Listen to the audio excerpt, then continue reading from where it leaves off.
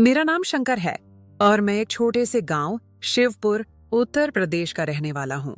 रोजी रोटी की तलाश में मैं अपने गांव से निकलकर बड़े शहर लखनऊ आ गया। यहाँ पहुंचकर मुझे एहसास हुआ कि मेरे पास कोई हुनर नहीं था और मैं बेरोजगारी की हालत में सड़कों पर भटक रहा था। तब मेरे एक पुराने गांव के दोस्त राजू ने मुझ पर मेहरबानी की और मुझे गाड़ी चलाना सिखाया। राजू की बदौलत मुझे एक बड़े भवन बंगले में ड्राइवर की नौकरी मिल गई, जहां सिर्फ मालिक, मालकिन और उनकी इकलौती बेटी रहती थी।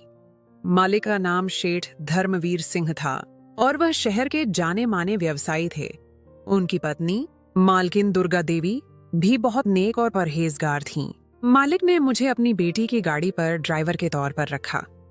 उनकी बेटी का नाम गौरी था और वह एक सुंदर, बुद्धिमान लड़की थी। गौरी लखनऊ के एक मशहूर कॉलेज में पढ़ती थी। मेरा काम उसे रोजाना सुबह कॉलेज छोड़ना और शाम को वापस लाना था। अक्सर वह शाम में अपनी सहेलियों के घर चली जाती, तब भी मैं ही उसे ले जाने और लाने का इंतजाम करता। मैं एक गांव का सीधा सादा इंसान था और अपनी इज्जत के मामले में बहुत संवेदनशील था। मैंने कभी गौरी की तरफ आंख उठाकर भी नहीं देखा। मेरी नजरें हमेशा जमीन पर या सड़क पर टिकी रहती थीं। गौरी मुझसे रास्ते में अक्सर बातें करती और अपनी जिंदगी के किस्से सुनाती, अपनी सहेलियों के किस्से सुनाती और कभी कभी तो अपने भविष्य के सपने भी बताती। मैं सिर्फ सिर हिलाकर जवाब देता या कभी बहुत जरूरी हो तो एक दो शब्दों में बात खत्म कर देता। वह पढ़ाई में बहुत तेज थी और हमेशा अपनी क्लास में प्रथम आती थी। गौरी एक ऐसे घर में पैदा हुई थी जहां उसे हर चीज आसानी से मिल जाती थी। जब उसने नई गाड़ी की फरमाइश की तो उसके पिता ने फौरन उसे एक नई चमकती हुई मर्सिडीज खरीद दी। गौरी ने खुशी से मुझे दिखाया, देखो शंकर जी, मैंने तुम्हारे लिए नई गाड़ी ली है। मैं हल्का सा मुस्कुरा दिया।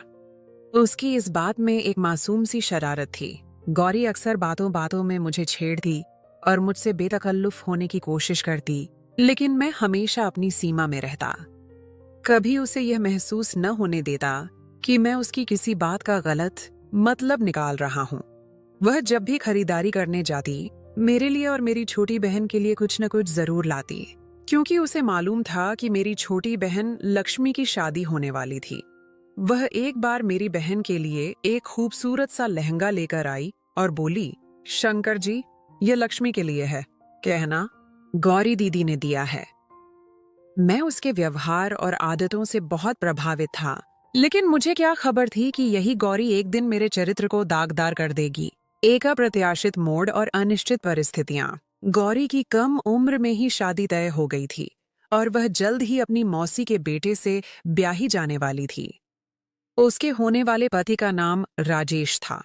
वह अक्सर गाड़ी में फोन पर अपनी सहेलियों से राजेश के बारे में बातें करती, कभी उसकी खूबियां गिनाती तो कभी उसकी शरारतें सुनाती। मैं हमेशा इन बातों से बेखबर रहने की कोशिश करता और अपना ध्यान सड़क पर रखता। एक दिन मालिक और मालकिन को अचानक दिल्ली जाना पड़ा। मालिक के बड़े भाई, जो दिल्ली में रहते थे, बहुत बीमार थे और आखिरी वक्त में अपने भाई को देखना चाहते थे। गौरी के परीक्षाएं सिर पर होने की वजह से माता पिता उसे घर पर ही छोड़ने पर मजबूर थे। जाते हुए मालिक ने मुझे यह जिम्मेदारी सौंपी कि मैं गौरी को कॉलेज लाने ले जाने का काम पूरी ईमानदारी से करूं और उसका ख्याल रखूं। मैं 2 साल से उनके साथ काम कर रहा था और वह मुझ पर बहुत भरोसा करते थे। उन्हें मालूम था कि मैंने कभी उनकी बेटी की तरफ गलत नजर से नहीं देखा। मालिक और मालकिन 1 महीने के लिए दिल्ली चले गए और मैं पूरी ईमानदारी के साथ अपनी जिम्मेदारी निभाने लगा। मेरी छोटी बहन लक्ष्मी की शादी करीब थी और मुझे पैसों की सख्त जरूरत थी। मैं गौरी को कॉलेज छोड़कर करीबी मैकेनिक की दुकान पर चला जाता और वहां बैठकर काम सीखता, ताकि खाली समय में कुछ अतिरिक्त कमा सकूं।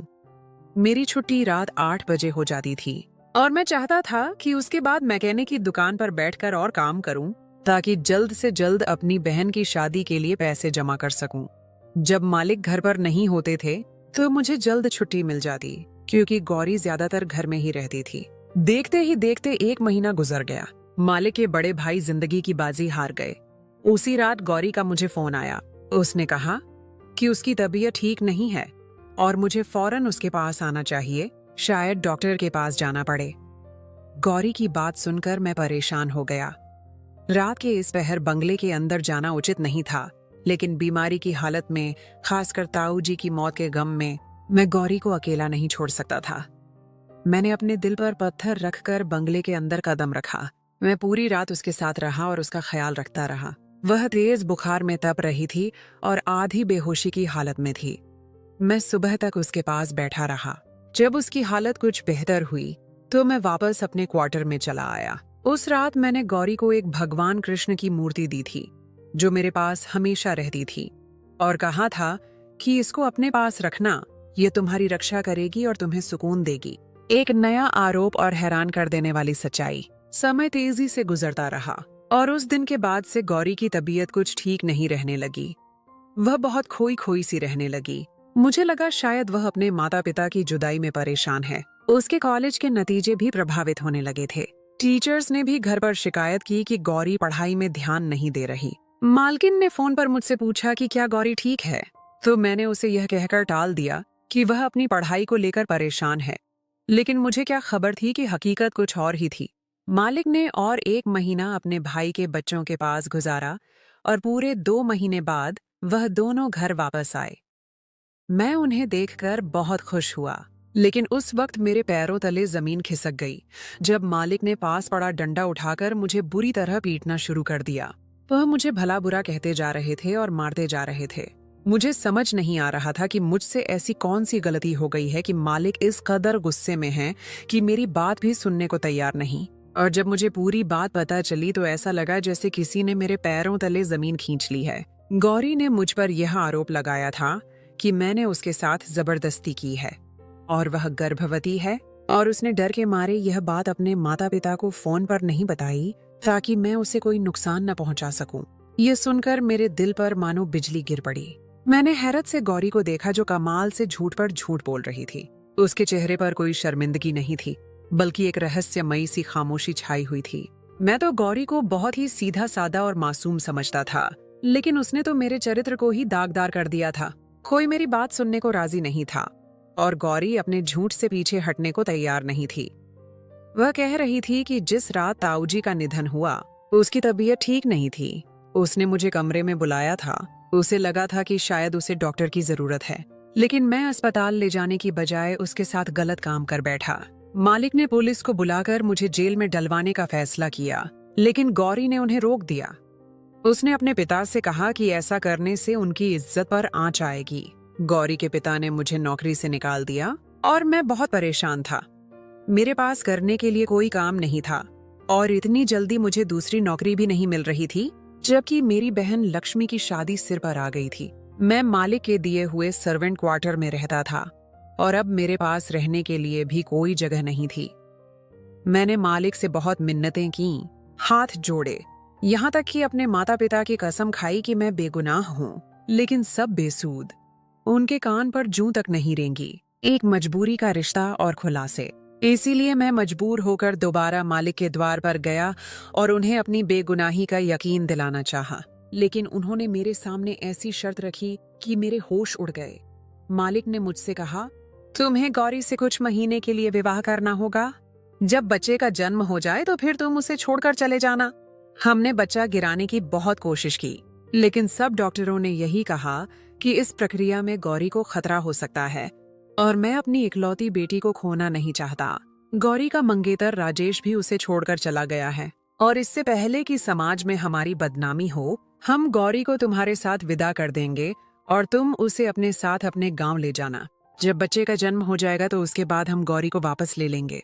मैं जानता था कि यह बच्चा मेरा नहीं है और गौरी ने झूठ बोला है, लेकिन इसके बावजूद मैं इस पर राजी हो गया था, क्योंकि मुझे अपनी बहन की शादी के लिए पैसों की जरूरत थी और जल्दी इतने पैसे मुझे सिर्फ मालिक ही दे सकते थे। उन्होंने मुझे 5 लाख रुपए देने का वादा किया। इसीलिए मैंने गौरी से शादी करने के लिए हामी भर ली और उसके साथ हिंदू रीति रिवाजों के अनुसार विवाह करके उसे गांव ले आया। इसमें कोई बड़ा उत्सव नहीं हुआ, बस एक छोटी सी रस्म हुई। गौरी बहुत शांत थी। मैंने भी गांव पहुंचने तक सारा रास्ता उससे कोई बात न की थी। विवाह के फौरन बाद हम दोनों गाड़ी के जरिए गांव आ गए थे। मेरी माँ और घर वाले गौरी को देखकर हैरान रह गए और जब मैंने अपनी माँ को बताया कि मैंने शादी कर ली है तो मेरी माँ हैरान रह गई और कहने लगी, इतनी बड़ी बात तूने मुझे बताई भी नहीं। तेरी शादी को लेकर मेरे कितने सपने थे, लेकिन फिर गौरी की मौजूदगी को महसूस करते हुए मेरी माँ शांत हो गई और गौरी को प्यार करने लगी। गौरी बहुत खूबसूरत थी। इतनी प्यारी और कम उम्र की बहू देखकर मेरी माँ की सारी शिकायतें दूर हो गईं और वह गौरी को मेरे कमरे में ले गई और उसे गांव की औरतों की तरह सजाने लगी। उसने गौरी को लाल साड़ी और चूड़ियां पहनाई, उसके बालों में गजरे लगाए और उसे बिंदी से सजाया। मैं बहन की शादी के इंतजाम देखने लगा और शाम ढलने जब कमरे में आया तो गौरी दुल्हन के रूप में मेरे बिस्तर पर बैठी हुई थी। उसे देखकर मैं आश्चर्यचकित रह गया। वह कोई परी मालूम होती थी। पहली नजर में ही मैं अपनी पत्नी पर दिल हार बैठा था, लेकिन मैं भूल सकता था कि मेरी इसी पत्नी ने मुझे किस तरह चरित्रहीन साबित किया है। मैं उसके करीब बिस्तर पर आकर बैठा तो वह डर के मारे कांपने लगी। उसे अच्छे से मालूम था कि उसने मुझसे किस तरह शादी की है। मैं उससे पहले कि उससे कुछ कहता, वह खुद ही रोने लगी और मेरे पैरों में बैठ गई। उसके आंसू मेरे दिल पर गिर रहे थे, क्योंकि मैंने उसे हमेशा ही बहुत सच्चा और अच्छा पाया था। गौरी रोते हुए मुझसे कहने लगी कि उसने जो आरोप मुझ पर लगाया है उसके लिए शर्मिंदा है और उसे अपनी गलती का पूरी तरह एहसास है, लेकिन यह सब कुछ उसने मुझे बदनाम करने के लिए नहीं किया, बल्कि बहुत ही मजबूरी में किया है। मैंने गुस्से भरी निगाहों से गौरी को देखा और उसे साफ शब्दों में कह दिया, तुमने कितनी मजबूरी में ही यह सब क्यों न किया हो, लेकिन तुम्हारे इस कर्म से मेरी इज्जत 2 कौड़ी की भी न रही। तुम अपने पाप को मेरे सिर थोप कर निर्दोष बन गई और मैं बेगुनाह होते हुए भी अपने मालिक की नजरों में गिर गया। मैं चाहकर भी तुम्हें कभी माफ नहीं कर पाऊंगा, लेकिन मैं इतना छोटा दिल वाला नहीं हूं कि अपनी विवाहित स्त्री के साथ कोई ज्यादती करूं। इसीलिए तुम इस कमरे में आसानी से रह सकती हो। तुम्हें किसी चीज की कोई तकलीफ नहीं होगी और जब तुम अपने पाप को इस दुनिया में ले आओ तो यहाँ से जाने पर भी आजाद होगी। मैं खुद तुम्हें तुम्हारी संतान के साथ तुम्हारे घर छोड़ आऊंगा। मैं गौरी को अपने पैरों से उठाकर बिस्तर पर बिठाते हुए कमरे से बाहर निकलने लगा। जब गौरी के शब्दों ने मेरे पैरों को जंजीर कर दिया, वह कहने लगी, मैंने कोई पाप नहीं किया है कि जिसकी पैदाइश तक मुझे यहाँ इंतजार करना पड़े। नहीं, मैंने आपको आपके मालिक की नजरों में गिराया है, बल्कि आपके मालिक तो आपसे बहुत प्रेम करते हैं और वह आप पर सबसे ज्यादा भरोसा करते हैं, और इसीलिए आपके मालिक ने अपनी जिंदगी की सबसे कीमती चीज आपको सौंप दी है और मुझे यह आदेश दिया था कि मैं शादी के बाद आपको सारी सच्चाई बता दूं। गौरी की बातों ने मुझे हैरान कर दिया था। मैं पलटकर गौरी का चेहरा देखने लगा, जहां मासूमियत छाई हुई थी। वह उस वक्त एक 18 साल की मासूम सी लड़की थी, जो न जाने किन परिस्थितियों से गुजर रही थी। वह कहने लगी कि वह गर्भवती नहीं है, बल्कि उसके पिता ने मुझसे यह झूठ कहा है और उसके पिता ने यह सब बहुत मजबूरी में किया है, क्योंकि वह अपनी बेटी की जान बचाना चाहते थे। सच्चाई की परतें खुलती हैं। गौरी मेरे करीब आकर मेरा हाथ अपने हाथों में थाम लिया और मुझे अपने साथ लिए बिस्तर पर बैठ गई। गौरी बहुत धीमे लहजे में मुझे अपनी सच्चाई बता रही थी और मैं गुमसुम सा उसकी बात सुन रहा था। गौरी कहने लगी कि उसकी मौसी ने बचपन से ही अपने बेटे राजेश के लिए उसका रिश्ता मांग रखा था और गौरी के पिता ने अपनी साली की अच्छी आदत देखकर गौरी का रिश्ता अपनी पत्नी के भांजे से तय कर दिया था।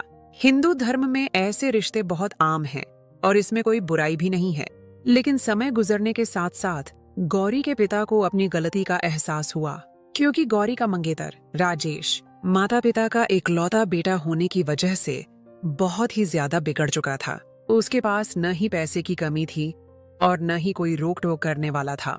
राजेश की माँ कभी भी अपने बेटे को गलत बात पर न टोकती और जैसे जैसे राजेश उम्र की सीढ़ियां तय करता जा रहा था, वह और भी अविनीत होता जा रहा था। वह शराब पीता था और जुआ खेलता था और अक्सर देर रात घर आता। गौरी बताने लगी कि जिन दिनों उसके माता पिता दिल्ली गए हुए थे, राजेश ने कई बार उसके साथ बदतमीजी करने की कोशिश की और एक बार तो वह बहुत गुस्से में घर आया और गौरी पर हिंसा करना चाहा, लेकिन उसने खुद को कमरे में बंद करके बचा लिया। वह कॉलेज से भी गायब रहने लगा और लड़कियों को परेशान करता था। और जिस रात उसके ताऊजी का निधन हुआ, उससे एक शाम पहले भी राजेश ने अपने दोस्तों के साथ मिलकर गौरी को परेशान करने की कोशिश की और बंगले के अंदर घुसने की कोशिश की, जिससे वह बहुत भयभीत हो गई और इसी से वह बुखार में ग्रस्त हो गई। उसे समझ नहीं आ रहा था कि वह अपने बचाव के लिए क्या करे, क्योंकि उसे डर था कि राजेश उसके अकेलेपन का फायदा उठाकर दोबारा घर में दाखिल हो सकता है। इसीलिए उसने सारी रात मुझे अपने कमरे में बिठाए रखा। वह राजेश से कहीं ज्यादा मेरे चरित्र पर भरोसा करती थी। उसे याद था कि मैंने उसे कृष्ण जी की मूर्ति दी थी। अपने माता पिता के वापस आते ही उसने एक एक बात अपने पिता को बताई। गौरी के पिता ने राजेश की माँ से बात की कि वह अपने बेटे को समझाए कि जब शादी करनी है तो इस तरह की हरकतें करने की क्या जरूरत है। लेकिन राजेश की माँ ने यह कहकर बात खत्म कर दी कि राजेश जवान खून है और जज्बातों में आकर जोश मारता है। बच्चे हैं, थोड़ी बहुत गलतियां तो करते हैं। गौरी क्यों इतने पुराने ख्यालों की मालिक है कि अपने मंगेतर के साथ कुछ वक्त भी नहीं बिता सकती। राजेश की माँ का रवैया और भी परेशान करने वाला था। गौरी कहने लगी कि जब पिताजी को एहसास हुआ कि उन्होंने कितना बड़ा गलत फैसला लिया है, क्योंकि राजेश के इतने ज्यादा बिगड़ने के पीछे कोई और नहीं बल्कि उसकी अपनी माँ है, तो वह शादी के बाद भी ऐसी ही हरकतें कर सकता है। मेरे पिताजी ने जैसे ही राजेश के साथ मेरा रिश्ता खत्म करने की बात की तो राजेश धमकी देने लगा। उसने साफ साफ शब्दों में कहा कि वह गौरी को किसी सूरत नहीं बख्शेगा, उसकी जिंदगी बर्बाद कर देगा। उसने यहाँ तक कहा कि वह उसके कॉलेज के सामने हंगामा खड़ा कर देगा और उसे बदनाम करेगा। पिताजी मुझे लेकर बहुत ज्यादा परेशान थे। तब उन्हें लिविंग रूम के शीशे के पार तुम गाड़ी साफ करते दिखाई दिए। मैंने पिताजी को यह भी बताया था कि ताऊ जी के निधन वाली रात तुमने सारी रात बैठकर मेरी रक्षा की थी। पिताजी को अंदाजा हो गया था कि तुम एक पक्के चरित्र के मालिक हो, एक ईमानदार इंसान हो। इसलिए पिताजी ने यह फैसला किया कि वह तुमसे मेरी शादी करवा दें और राजेश से फौरी तौर पर छुटकारा हासिल कर लें। लेकिन राजेश यह शादी इतनी आसानी से नहीं होने दे सकता था। इसीलिए पिताजी ने मौसी को यही बात बताई कि तुमने मेरी इज्जत पर हमला किया है और मैं गर्भवती हूँ। मौसी ने खुद ही यह रिश्ता तोड़ दिया क्योंकि वह इज्जतदार लोग ऐसी लड़की को बहू नहीं बना सकते थे। पिताजी तुम्हें पहले ही दिन सारी हकीकत बता देना चाहते थे, लेकिन पिताजी को डर था कि अगर तुमने शादी से इनकार कर दिया तो वह क्या करेंगे। राजेश से बचने का कोई और रास्ता नजर नहीं आ रहा था। इसीलिए पिताजी ने जानबूझकर तुम्हें देखते ही मारना शुरू किया और तुम पर गलत आरोप लगाया और तुम्हें नौकरी से निकाल दिया, क्योंकि पिताजी जानते थे कि तुम्हें पैसों की बहुत जरूरत है। पिताजी को यकीन था कि तुम खुद ही पलटकर वापस आओगे तो वह शादी की शर्त रख देंगे। पिताजी का प्लान कामयाब हो गया था और जब तुम्हें शहर में कोई ठिकाना न मिला तो तुम खुद पिताजी के दर पर चले आए और पिताजी ने शादी की बात रखकर अपना मसला हल कर लिया। पिताजी ने मुझे विदा करके इसीलिए तुम्हारे साथ गांव भेज दिया ताकि उनका बेटा राजेश हमें कोई नुकसान न पहुंचा सके। पिताजी जानते थे कि तुम एक बड़े दिल के मालिक हो और सारी सच्चाई जानने के बाद तुम मुझे स्वीकार कर लोगे। पिताजी को तुम्हारी सही परख थी और पिताजी पहले ही दिन से यह कहते थे कि तुम बिल्कुल भी लालची आदमी नहीं हो बल्कि एक पक्के चरित्र के नेक इंसान हो। तुम चाहो तो मैं यह बात साबित कर सकती हूँ कि मैं गर्भवती नहीं हूँ और न ही किसी नामहर्म ने मुझे कभी हाथ लगाया है। बहुत मजबूरी में पिताजी ने मुझे तुम्हारे विवाह में दे दिया है और मैंने अपने पूरे दिल से तुमसे विवाह किया है क्योंकि मैं खुद भी तुम्हारी अच्छाई की गवाह हूँ। हो सके तो मुझे और मेरे पिता को बस एक झूठ के लिए माफ कर दो। गौरी की आंखों से आंसू टपक रहे थे और मुझे उन आंसुओं में एक बाप बेटी की बेबसी दिखाई दे रही थी। मैंने गौरी को फौरन कहा, तुम बहुत ही प्यारी लड़की हो जिसे शायद भगवान ने इस तरह मेरे नसीब में लिखा था। मैंने उसके आंसू पोंछे और उसे गले लगा लिया। उस लम्हे मुझे महसूस हुआ कि मेरा रिश्ता उससे सिर्फ एक कागज का नहीं बल्कि आत्मा का है, खुशियों का आरंभ और एक नया अध्याय। मेरी माँ ने बहन की शादी की रस्मों के साथ साथ मेरी भी शादी की रस्में शुरू कर दी। पूरा गांव खुशी से झूम उठा। मैं हर दिन अपनी पत्नी को गांव के रीति रिवाजों के हिसाब से सजता संवरता देखकर निहाल हो रहा था। गौरी भी गांव की सादी जिंदगी से बहुत जल्द घुल मिल गई और सबसे मिलजुल कर रहने लगी। उसे गांव की औरतों ने कढ़ाई का काम सिखाया और वह भी हाथ से बनी चीजें बनाने लगी। गौरी ने अपने पिता को फोन करके बताया था कि यहाँ हमारी शादी की रस्में हो रही हैं, तो उसके माता पिता भी खामोशी से मेरे गांव चले आए थे और वह भी हमारी शादी में शरीक हो रहे थे। मेरे मालिक ने आते ही हाथ जोड़कर मुझसे अपने की माफी मांगी थी, लेकिन मैं तो उन्हें पहले ही माफ कर चुका था। मैं खुद एक बहन का भाई था और मुझे अच्छी तरह अंदाजा था कि कोई भी पिता या भाई अपनी बेटी की शादी किसी भी ऐसे व्यक्ति से नहीं कर सकता जो बदकिरदार और अय्याश हो। राजेश को जब हमारी शादी की खबर मिली तो वह गांव आया और मुझे और गौरी को नुकसान पहुंचाने की कोशिश की, लेकिन गांव वालों ने उसे भगा दिया। बाद में मालिक ने पुलिस में शिकायत की और राजेश को गिरफ्तार करवा दिया। इस तरह गौरी और मैं हमेशा के लिए सुरक्षित हो गए और हमारी मोहब्बत और भी गहरी होती गई। एक महत्वपूर्ण सबक और जीवन का संदेश। एक बात जो मुझे अच्छी तरह समझ आ गई थी कि अपने बच्चों की किस्मत के फैसले उनके बचपन में नहीं करने चाहिए, क्योंकि बड़े होकर वह न जाने कौन सा रास्ता अपनाएं। उनके दिल में किसी और की मोहब्बत घर कर जाए। आप इस बात से वाकिफ नहीं हो सकते, और आपकी बहन या बेटी इतनी सस्ती नहीं होती कि आप उसे किसी बदकिरदार व्यक्ति के साथ ब्याह दें जिसके दिल में किसी और की तस्वीर हो। परिवार की इज्जत को बचाने के लिए झूठ बोलना कभी कभी मजबूरी बन जाता है, लेकिन सच्चाई हमेशा जीतती है। यह कहानी हमें सिखाती है कि जिंदगी में रिश्ते सिर्फ खून के नहीं होते। कभी कभी मजबूरी और हालात भी ऐसे रिश्ते बना देते हैं जो दुनिया की हर ताकत से ज्यादा मजबूत होते हैं। गौरी और शंकर की यह दास्तान सच्चाई, प्रेम और निष्ठा की एक ऐसी मिसाल है जो हमें याद दिलाती है कि सच्चे दिल से किया गया कोई भी काम व्यर्थ नहीं जाता, और धर्म, कर्तव्य और कर्म कार्य का फल हमेशा मिलता है। तो दोस्तों, यह थी शंकर और गौरी की दिल को छू लेने वाली कहानी। अगर आपको ये कहानी पसंद आई हो तो वीडियो को लाइक करें और चैनल को सब्सक्राइब करना न भूलें, ताकि आप ऐसी और भी दिल छू लेने वाली कहानियां सुन सकें। आपके विचार जानना चाहेंगे कि इस कहानी में सबसे ज्यादा किस चीज ने आपको प्रभावित किया।